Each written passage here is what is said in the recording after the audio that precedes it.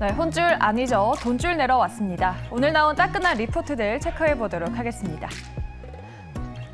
대신증권에서는 편안한 매수 구간이라는 리포트 내놨고요. NH투자증권에서는 추가적인 주주 환원이 기대된다.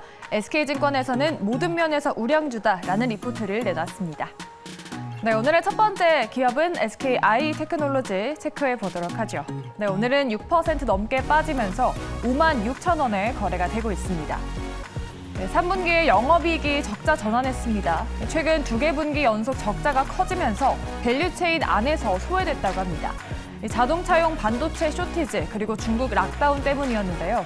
다른 소재 업체들과는 다르게 원달러 상승에 대한 부정적인 효과도 발생했다고 합니다.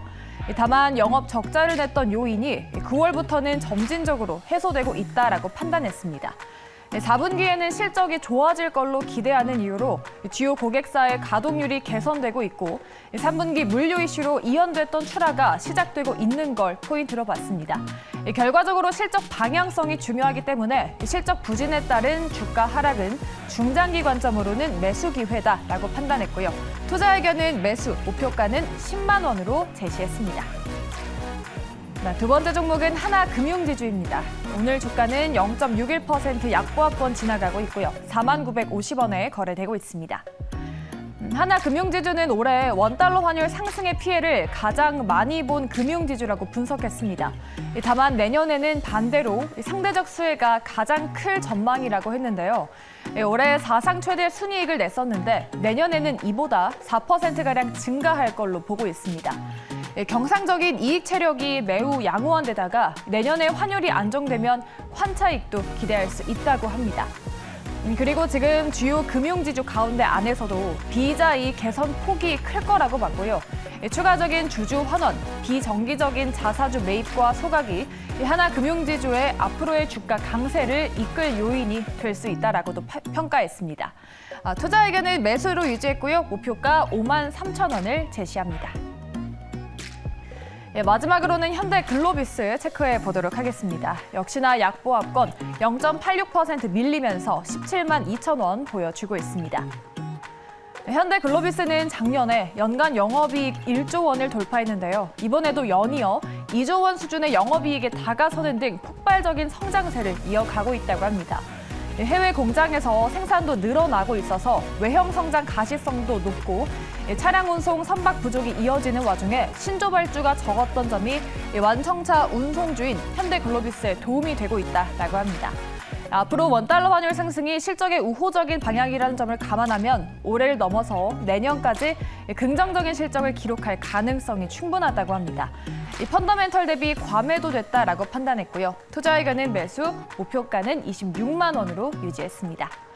네, 저와 함께 3가지 돈줄 리포트 보셨고요. 나머지 2개는 소장님께서 돈줄 내주세요. 네, 현재 시간 1시 32분 지나고 있습니다. 오늘 과연 돈줄이 나게 될지 혼줄 나게 될지 2가지 리포트를 또 분석해 보도록 하죠. YG경제연구소 차은수 수장 함께하겠습니다. 어서 오세요. 안녕하십니까? 네, 안녕하십니까. 오늘 2가지는 우리 시청자분들이 궁금해할 만한 종목인 것 같습니다. 먼저 YG경제연구소 차은수 수장과 함께 대신증권에서 나온 리포트죠. 에코프로비엠에 대한 리포트를 볼 텐데요. 편안한 매수 구간이다. 뭐 편안한 침대도 아니고요. 편안한 매수 구간이다라고 표현을 했어요. 약간 2차 전지 소재, 특히 양극재들의 경우에는 믿고 보는 실적이다라는 게 있잖아요. 그렇죠. 3분기 어땠습니까? 예, 맞습니다. 일단은 뭐 매수 구간인지 여부는 이제 우리가 이제 여러분들이 판단하셔야 되겠습니다. 이제 실적을 놓고 보면 네. 정말 실적 잘 나왔습니다. 일단 3분기 매출 같은 경우 1조 5천억이 나왔는데 이거 보셨어요? YOY 기준으로 몇 프로 늘었는지? 영민이 정말 놀래요. 280%. 이거 진짜 옛날에 한 20년 전 그 개그 프로그램을 보는 것 같아요. 2차 전지 업계에서 뭐 200% 올라가는 것은 뭣도 아니다. 뭐 옛날에 중국 관련해가지고 뭐 그런 개그가 갑자기 생각이 나요. 정연아 선생 모르시죠? 뭐 이런 거. 네. 옛날 거. 아무튼 진짜 무슨 뭐 2차 전지는 뭐 100% 올라가는 거는 뭐 유도 아니다라는 것처럼 매출이 일단 200% 늘었고요.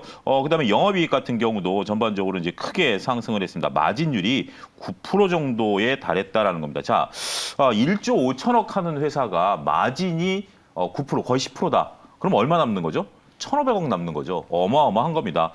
일단 환율 효과도 봤고요. 그다음에 이제 리튬 가격이 조금 떨어지면서 전반적으로 마진율이 개선이 됐다라는 거. 제가 최근에 여러분들에게 말씀드리는 게 매출과 영업이익 관계를 플러스 그다음에 이제 마진율 같은 경우 이제 업종 평균이 어떤지 머릿속에 좀 숫자를 외우시라고 말씀을 드리고 있는데 그게 잘 나왔어요. 전체적인 출하량, 그러니까 Q라고 얘기하는 것도 전분기 대비해서 12% 늘었고요. 판가도 오히려 전분기 대비해서 18% 늘었다라고 본다라면 뭐 더할 나위 없이 좋다 이렇게 좀 말씀드릴 수가 있겠죠. 특히 이제 EV향 매출이 8,800억, 그러니까 전체 매출의 절반을 차지했고 QOQ 기준으로 50%가 늘었어요. 그러니까 2분기 대비해서 2차 전지향 매출이 2배가 늘었다, 50%가 늘었다 이렇게 볼 수 있겠고요. 삼성 SDI라든지 SK온향 매출 같은 경우 견조함이 확인되고 있다라는 면에 있어서는 전 사업부가 다 이제 ESS까지 포함해서 잘 하고 있다 이렇게 말씀드릴 수가 있겠습니다. 네, 3분기 실적에서도 역시나 선방하는 모습을 보여줬습니다. 네. 4분기의 경우는 어떨지 사실 2차 전지 양극재라던가 소재의 경우에는 아직 피크아쉬라는 단어가 안 어울리는 거 알아요. 맞아요. 예. 근데 혹시나 그 성장률이 둔화된다고 하면은 괜히 불안감을 키울 수 있으니까 맞습니다. 전망이 중요할 것 같은데요. 그렇습니다. 이제 정현람 선수께서 굉장히 꼼꼼하게 이제 체크를 지금 해나가시는 건데 그렇죠. 우리가 이제 앞으로 가고 있는데 뛰어가던 친구가 걸어가느냐 아니면 꾸준히 뛰어가느냐 꾸준히 걸어가느냐 이게 이제 갑자기 이런 표현이 생각이 나네요. 지금 2차 전지 같은 경우 열심히 뛰고 있어요. 그래서 3분기 잘 뛰었고 4분기도 잘 뛰느냐라는 것이고 우리가 엊그제 살펴본 대웅제약 같은 경우는 꾸준히 천천히 걸어가고 있는 회사죠. 멈추지 않고. 그렇지만 일부 이제 오늘 카카오도 실적이 나왔습니다만 이거는 오히려 뛰어가다 갑자기 걸어가는 모습들 이런 것들을 여러분들이 좀 구분하실 필요가 있지 않겠는가 말씀을 좀 드릴 수가 있겠습니다. 4분기 매출도 1.8조 정도니까 소폭 늘어나는 것을 보고 있고요. 영업이익 같은 경우 OP 마진이 한 8.5%대 1,500억 정도. 그러니까 지금 이제 3분기 영업이익도 한 1,500억, 4분기 이익도 1,500억이지만 OP 마진이 9%대에서 8%대로 좀 떨어질 가능성은 조금 우리가 감안해야 된다라는 거죠. 왜냐하면 환율이 지금 어떻게 움직일지 모르기 때문에 굉장히 보수적으로 잡았다라는 겁니다. 근데 이제 본격적으로 3분기에 초기 가동했던 5공장이 이제 본격적으로 가동이 되면서 출하량이 20% 늘어날 것으로 보고 있습니다. 이러한 부분들이, 그러니까 지난번에도 우리가 한번 이런 비슷한 소재 기업들 얘기한 게 Q가 늘어나면 전반적으로 P는 조금 떨어질 수 있다라고 우리가 봤었거든요. 그런 부분들 때문에 오히려 마진이 조금 줄어들 수 있다라는 점도 여기에 나타났다라고 좀 말씀드릴 수가 있긴 하겠는데 어쨌든 4분기에도 실적 호조세는 이어가고 있다 이렇게 말씀드릴 수가 있겠습니다. 네, 에코프로비엠 저희가 매수 의견을 따로 드리진 않지만 이 리포트가 참고해볼 만한 사항이 있는지를 중점적으로 보잖아요. 투자 아이디어는 뭐로 가져갈까요? 일단 궁금하실 거예요. 편안한 매수 구간이다라고 얘기를 했는데 네. 제목이 지금 실적이 좋은 건 알겠는데 이게 과연 그런 근거가 되느냐? 리포트에 그렇게 나오고 있어요. 밸류가 낮다. 그러니까 경쟁사 밸류가 PR이 한 30배 정도 되는데 2024년에 PR이 한 15배 정도 되니까 그렇기 때문에 이 밸류만 봐도 그러니까 매출이 늘어나는데 밸류만 보면 편안한 매수 구간이다라는 게 이해가 되고 자, 우리 이제 숫자로 이제 증명을 한번 해보도록 하겠습니다. 3페이지 표를 보게 된다라면 제 얼굴서부터 제일 먼 쪽을 한번 좀 봐주시죠. 2021년, 2022년, 2023년인데 전반적으로 매출 같은 경우 이제 올해 큰 폭으로 늘었다가 내년도에는 조금 소폭 늘어나죠. 근데 부문별로 한번 보면은 우리가 이제 넌 IT 쪽 부분들을 보면 올해 큰 폭으로 늘었다가 내년도 늘어나긴 합니다. 근데 중요한 것은 EV라고 돼 있는 거죠. EV 같은 경우 대략 6천억에서 올해 3조, 내년에 5조, 퀀텀 점프죠. 이게 지금 우리가 에코프로비엠을 바라보고 있는 모습이죠. 지금 당장은 작년만 하더라도 이 규모가 그렇게 크지는 않았습니다만 정말 EV 분야가 이거는 정말 퀀텀 점프, 3단 뛰기가 맞겠죠? 이런 모습들을 좀 보여주고 있고 나머지 부분에서 ESS 같은 경우는 올해 늘어나지만 원래 ESS라는 게 수요가 그렇게 많지는 않은 거거든요. 그렇기 때문에 소폭 늘어난다라는 것들이고 전 분야에 걸쳐서 다 늘어나는 부분들이 확인이 되고 있다라고 말씀드릴 수가 있겠습니다. 4페이지 표를 한번 좀 보면서 우리가 이런 것들을 한눈에 이제 그러면 어디에다 파느냐? 이제 이 표 두 개를 한번 좀 보도록 하겠습니다. 제 얼굴과 가까운 쪽을 놓고 본다라면 논 IT보다 EV가 퀀텀 점프하는 게 이제 눈에 보이죠? 정말 고층 빌딩이 서 있다라는 부분들이죠. 그 옆에 있는 것은 이제 고객사별 매출 비중입니다. 이게 비중이 작아들었다라고 해서 이게 지금 매출이 줄어드는 건 아니고요. 상대적인 겁니다. 매출 비중을 보면 삼성 SDI 같은 경우는 이제 깔고 가는 거죠. 여기에 SK온이 커질 것으로 보고 있다라는 거죠. 2022년 대비 2026년 되면 SK온이나 삼성 SDI 매출이 거의 뭐 비슷한 수준이 될 것으로 보여지고요. 무라타는 상대적으로 줄어들고 기타 부분이 많이 늘어날 거죠. 그러니까 이제 많은 고객사를 확보할 수 있을 것으로 보여지는 거죠. 여기서 여러분들이 조금 이 막대발을 이제 오해하실 수 있는 게 이제 100%를 놓고 비중을 따지는 겁니다. 매출액이 이제 줄어든다는 게 아니고 비중을 따지는 건데 지금은 아무래도 삼성 SDI라든지 무라타 쪽에 대한 어떤 비중들이 있었다라면 앞으로는 전반적으로 SK온도 커지고 다른 고객사를 확보할 수 있다라는 측면에서 본다라면 성장성은 더 열려 있다. 이렇게 이해하시면 될 것 같습니다. 네. 에코프로 BM입니다. 이 리포트를 믿어봐도 괜찮은지 투자자분들에게 참고할 만한 그런 리포트일까요? 예, 일단 현상들을 잘 얘기하고 있고요. 그런 부분에 대해서는 우리가 리포트를 믿어보자 이렇게 말씀드릴 수가 있겠습니다. 에코프로 BM, LNF, 코스닥 시장 안에서의 두 대장 종목이잖아요. 에코프로 BM의 대신증권 리포트 여러분들도 한번 눈여겨서 읽어보시고요. 이번엔 이녹스 첨단 소재로 가보겠습니다. 키움증권에서 리포트가 나왔는데 OLED TV 수요 회복이 필요하다라고 해요. 지금 TV와 관련된 건 업황이 좋지 않다라는 걸 많은 분들이 아실 그렇죠. 거예요. 이녹스 첨단 소재 실적부터 한번 챙겨보죠.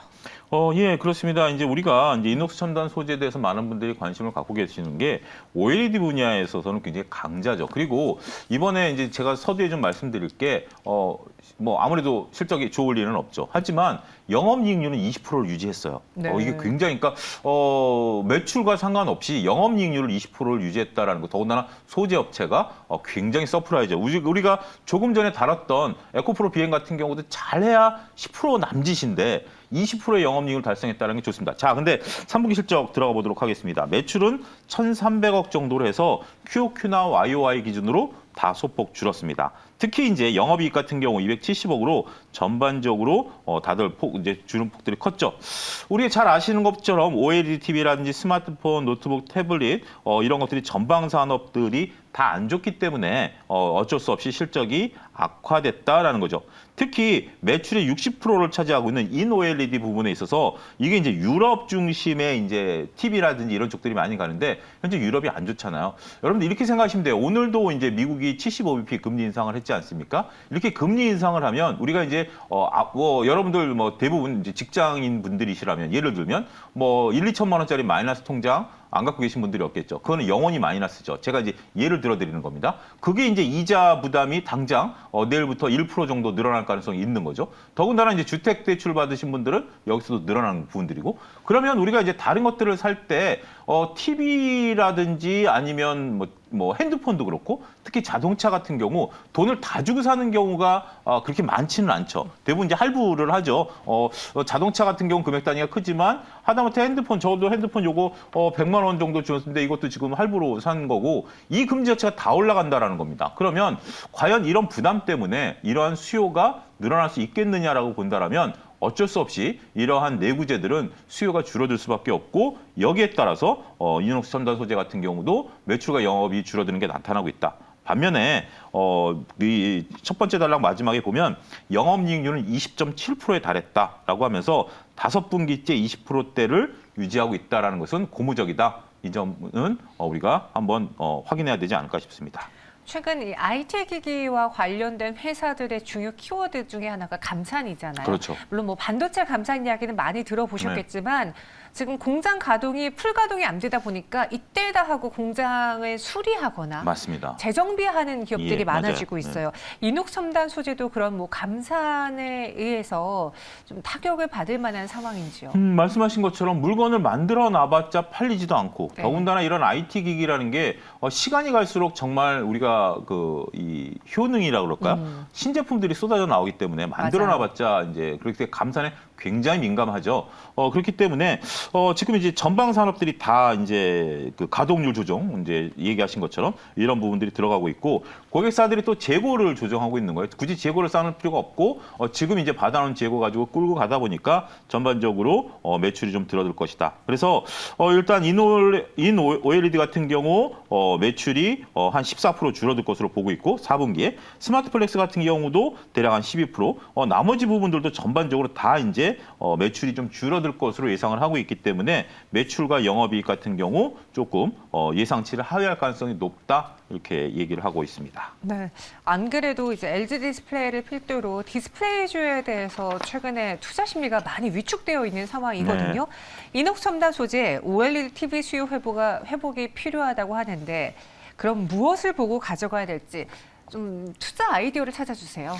일단 지금 좀 보면 네. 이제 PER 같은 경우 한 5배 정도이기 때문에 역사적으로 최저점이라는 거예요. 근데 이건 한편 이렇게 생각해 보실 수가 있겠어요. PER이 5배 정도라면, 그러니까 선행 PER이 그 전에 6배, 7배도 굉장히 낮은 수준이었잖아요. 그런데도 이제 5배라는 것은 이거는 하나의 전 근거가 된다라고 보기는 어렵습니다. 지금 이제 결과물이 이렇게 낮다라는 거기 때문에 결국 중요한 것은 우리가 이제 수요가 늘어나야 되겠죠. 근데 수요가 늘어날 부분에 대해서는 솔직한 얘기로 조금 당분간 어렵다라고 봐야 되겠죠. 자, 이것을 숫자로 지금 이제 표가 준비됐는데요. 제 얼굴서부터 먼 쪽을 보시면 2021년서부터 2023년까지 전반적으로 좀 보도록 하겠습니다. 작년에 대략 매출이 한 4천억 정도, 4,800억 정도였는데 올해 5,300억 정도로 늘었어요. 근데 내년에도 5,900억 정도로 될 것으로 보여지고 있습니다만 전반적으로 우리가 이제 그 OLED 분야라든지 이런 쪽들에 대해서 매출이 크게 늘어날 것 같지는 않다라고 좀 얘기를 하고 있습니다. 몇 가지 좀 보면, 그러니까 이제 큰 폭으로 늘어나기보다는 이제 조금 관성적인 그러니까 이제 움직임에 따라서 움직이는 부분들 정도 될 것으로 보고 있고 매출 원가율이 대략 한 70% 정도 유지될 것으로 보고 있고 따라서 영업이익률은 대략 한 20% 정도 유지할 것으로 좀 보고는 있어요. 근데 지금 이제 당기 순이익을 놓고 본다라면 올해나 내년이나 큰 차이는 없을 것으로 보여진다라는 거죠. 결국 이런 것들이 이제 성장주 영역이냐 가치주 영역이냐로 볼 때 아무래도 IT 관련 쪽들을 가치주로 보기에는 좀 어려워요. 그렇죠. 우리가 이제 뭐 중무장대 산업 같은 경우는 가치주로 볼 수는 있겠습니다만 이렇게 업황 사이클을 타는 종목 같은 경우는 가치주로 보기 어렵고 오히려 성장주 영역으로 봐줘야 된다는 거죠. 그런데 성장주 영역으로 본 종목인데 성장률이 거의 보이지 않는다. 이렇게 된다면 주가는 당분간 움직이기 쉽지 않다라는 거죠. 가치주 영역에서 들어와서 봤을 때 영업이익률이 20%가 유지된다라면 충분히 그거는 그 중기적인 투자가 가능할 것으로 보여집니다. 하지만 성장성을 보는 성장주에는 영업이익률도 중요하지만 성장률도 중요하거든요. 그런 부분들이 조금 아쉬울 수 있다. 이렇게 좀 말씀드릴 수가 있겠습니다. 네, 성장률에 대해서도 콕 집어 주셨습니다. 그럼 이 이녹스 첨단 소재 리포트는 어떻게 할까요? 예, 뭐 저희가 항상 드리는 말씀이 네. 이게 뭐 좋은 얘기만 쓰는 게 리포트는 아니잖아요. 현상을 우리가 제대로 바라볼 수 있게 해준다라는 면에 있어서는 믿어보자 이렇게 말씀드릴 수가 있겠습니다. 금리 상승이 어려운 분야라는 코멘트도 같이 해주셨습니다. 네. 이녹스 첨단 소재 살펴봤고요. 오늘의 두 가지 종목 차영수 소장과 함께 알아봤습니다. 고맙습니다. 감사합니다.